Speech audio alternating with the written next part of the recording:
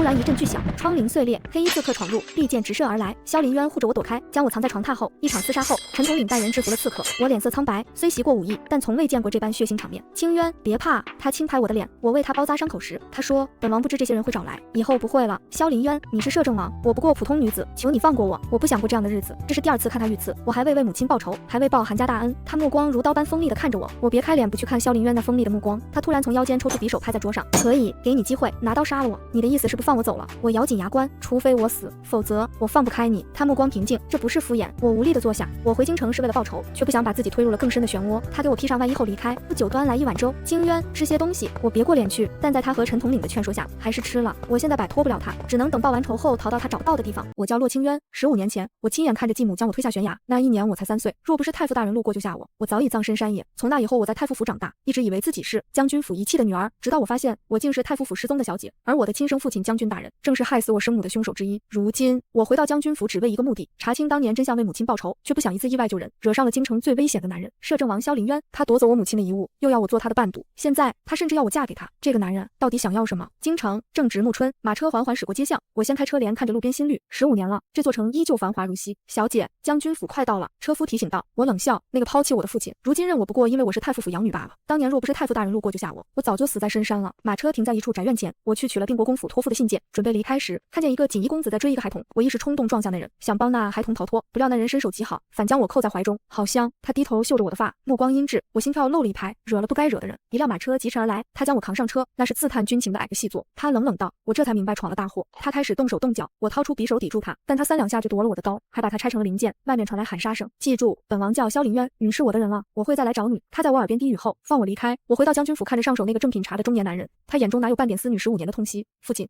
我规规矩矩行礼。众人打量着我这个从太傅府回来的女儿，一身素净如裙，没戴首饰，只有一头青丝挽成简单的髻。怎么才这么点东西？不是在太傅府长大的吗？骆婉仪冷嘲热讽，我在太傅府也是寄人篱下，我平静应对。这话让众人都暗自舒坦。继母苏氏笑道，太傅府在显赫，清渊在那儿也是外人。他说给父亲听，他们是想通过我攀上太傅府。父亲要走时，我拿出一个檀木盒子，里面是一块上等的和田玉。这玉，父亲眼中闪过贪婪，我说是求太傅大人买的，其实这玉就是要他的命。我是这世上唯一盼着生父早死的人，这玉不会是偷的吧？骆婉玉突然说道，玉上刻着父亲的名字。我不慌不忙，父亲一看果然有他的名字，立刻训斥骆婉玉不懂事，还责怪苏氏叫女无方。苏氏脸色难看，安排我住进偏院。他忘了，这整个将军府都是太傅府的赏赐。等人退下后，苏氏试探地问，你还记得15年前的事吗？15年前，我凌厉地看向他，夫人是说我在山中失踪的事，你都想起来了？苏氏脸色一变，我知道他在害怕什么。若我说出真相，父亲为了名声必不会放过他。他没想到我能在深山活下来，还能回到将军府。我忽然笑了，我那时才3岁，什么都不记得了。是太傅大人在山中发现救了我。苏氏松了口气，其实也没什么，就是我们去山中上香，你不听话自己跑了才丢的。我心里冷笑，这一试探证实了当年就是他故意把我扔在山里。若不是太傅大人带兵打猎，路过救了我，我早就喂了狼。他大概不知道，我听见了他说害死我生母的话，这笔账我一定要慢慢跟他们算。夫人，我还是叫您夫人吧。在太傅府我也是这么称呼主母的。我强忍着恶心说道。苏氏听了反倒高兴，他以为这说明太傅府不待见我。等他走后，我整理着新房间。太傅府其实不同意我回来，但我执意要报仇。我带来的都是书册，值钱物件都存着，不会便宜这些狼心狗肺的人。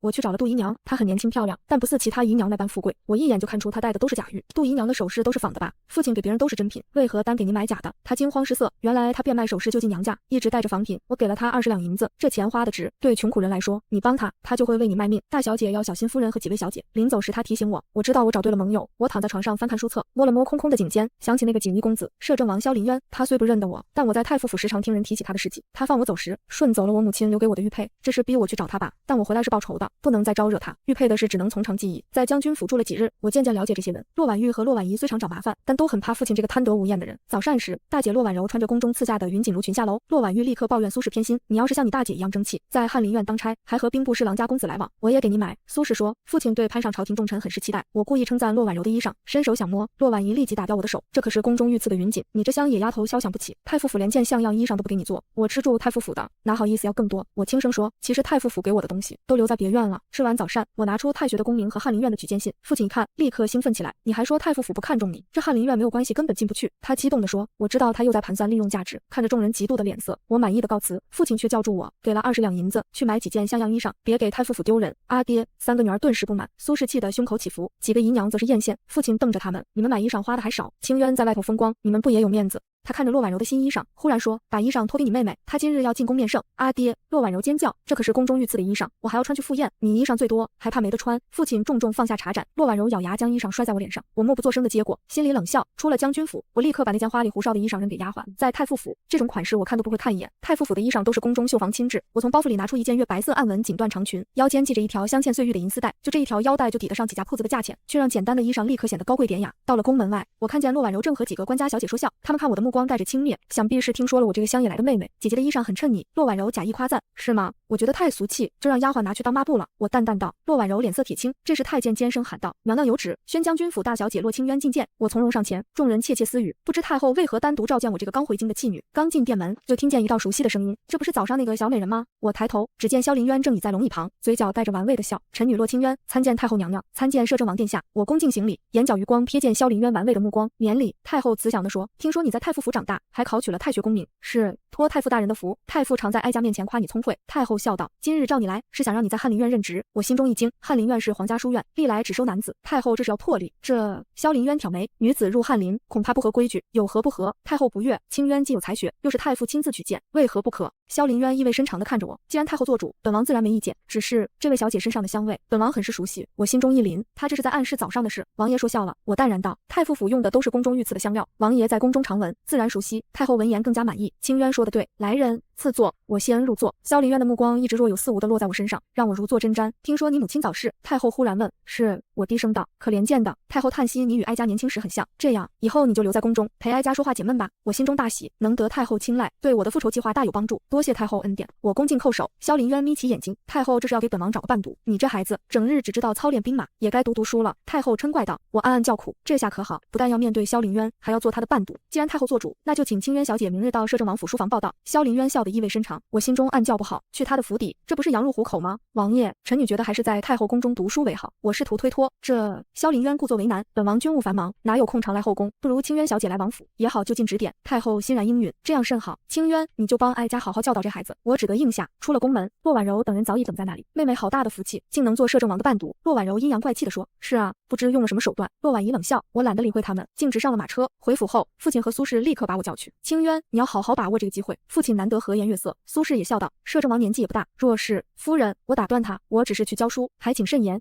第二天一早，我换上一身素雅的衣裙，来到摄政王府。王爷在书房等您。小厮引我进去，推开门，只见萧林渊正在看书。他今日没穿常服的锦袍，而是一身月白色长衫，倒真像个读书人。清渊小姐来了。他放下书，眼中带着笑意。昨日的事，本王还没来得及好好感谢。王爷说笑了，我不动声色。今日是来教书的，是吗？他忽然起身，一步步逼近。那不如先教教本王，你为何要帮那个细作？我心跳加速，却强作镇定。王爷误会了，我只是看见有人追赶孩童，一时心软罢了。心软？他轻笑一声，伸手抚上我的脸。那你现在怎么不心软了？我后退一步，避开他的手。王爷，请自重，自重。他眼中闪过一丝危险的光芒。本王记得你说过，要好好感谢本王。王爷记错了。我冷静道，臣女只是来教书的。他忽然伸手扣住我的后颈，将我拉近。我能感受到他炙热的呼吸拂过我的脸。那就开始上课吧。第一课就教本王如何让一个口是心非的小骗子说实话。王爷，我挣扎着想推开他。别动。他的声音低沉，你身上的香味，本王记得很清楚，那不是宫里的香料，而是太傅府独有的沉香。我心中一惊，没想到他连这个都知道。所以你到底是什么人？他紧盯着我的眼睛，为什么会出现在定国公府附近？我说过了，只是恰巧路过，是吗？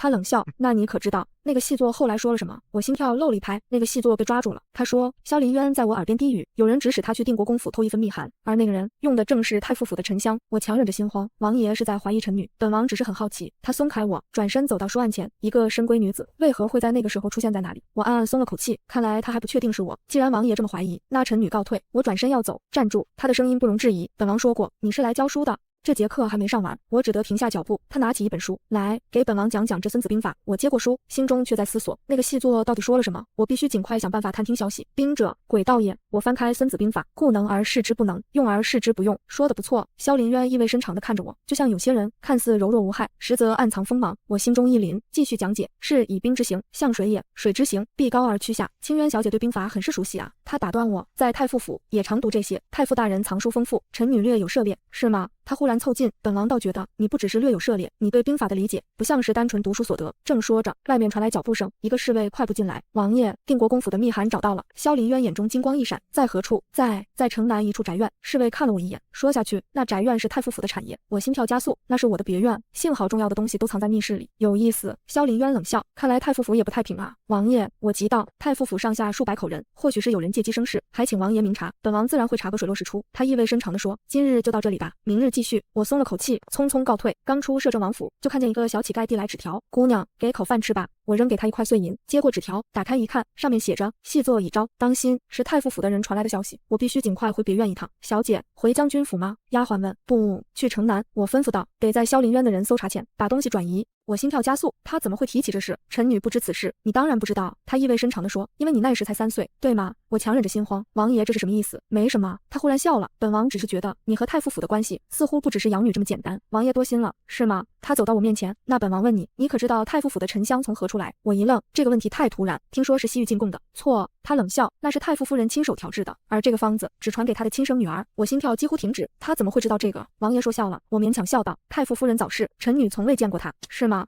他忽然伸手捏住我的下巴，那你为何会用他独创的沉香？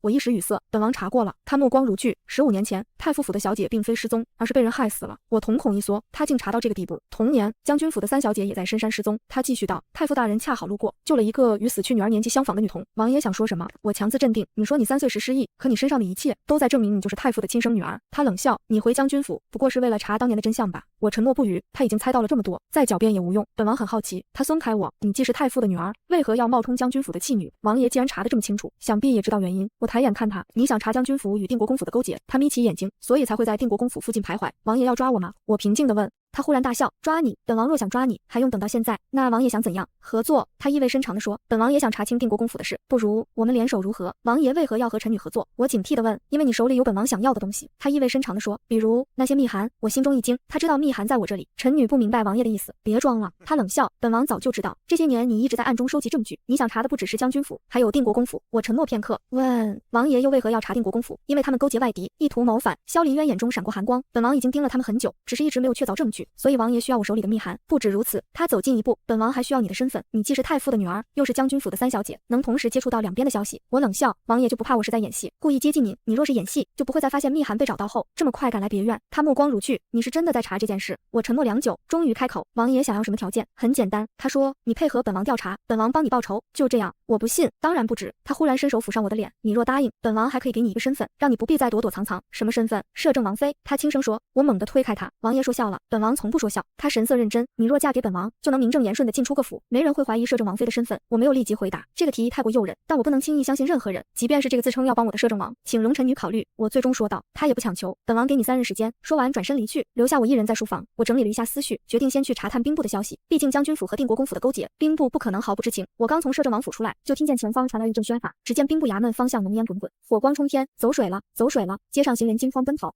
我正要离开，却见一个4、5岁的孩童往火场跑去。那孩子穿着绣金锦袍，一看就是权贵之家的公子。小公子，快回来！守门的侍卫想拦，却被火势逼退。我来不及多想，提起裙摆就追了上去。在太傅府时习过轻功，几个起落就追上了那孩子。月儿，月儿！外面传来一道焦急的男声。我抱着孩子刚冲出火场，就见一个身着墨色锦袍的男子大步走来。那人面容俊美，却带着几分阴鸷之气。月儿！那人快步上前，舅舅！韩月挣脱我的怀抱，扑向那人。我这才看清来人，正是兵部侍郎韩愈。我暗暗记下这个名字，兵部正是我要查的重点。谁让你乱跑的？韩愈抱起韩月，声音带着寒意。月儿低着头，小声道：“看见衙门起火，怕舅舅有危险。”这时奶娘也跌跌撞撞的跑来，跪地求饶：“大人饶命，是奴婢看管不力。”小公子说要吃糕点，奴婢只离开片刻，奶娘的衣裳都被汗水浸透，显然是找了许久。从明日起，多派2个侍卫跟着。韩愈淡淡道，显然是知道这孩子的性子。一个奶娘看不住，是。奶娘如蒙大赦，连连应是。月儿忽然指着我道：“舅舅，就是这位姐姐救了我。”韩愈这才仔细打量我，我一袭素雅长裙，虽是简单装扮，却自有一番气度，绝非寻常人家女子。更难得的是，竟敢为救人闯入火场。这位姑娘救了月儿，本官感激不尽。她拱手道：“不知姑娘是民女骆清渊。”我俯身行礼，不过举手之劳，骆家3小姐。韩愈眸光一闪，久闻大名，本官改日定登门道谢。我心中一凛，这位韩侍郎似乎对我格外关注，莫非他知道些什么？待人群散去，我才发现手臂被烧伤，但比起套出兵部的秘密，这点伤算不得什么。我望着韩愈离去的背影，在心中暗暗记下这条线索。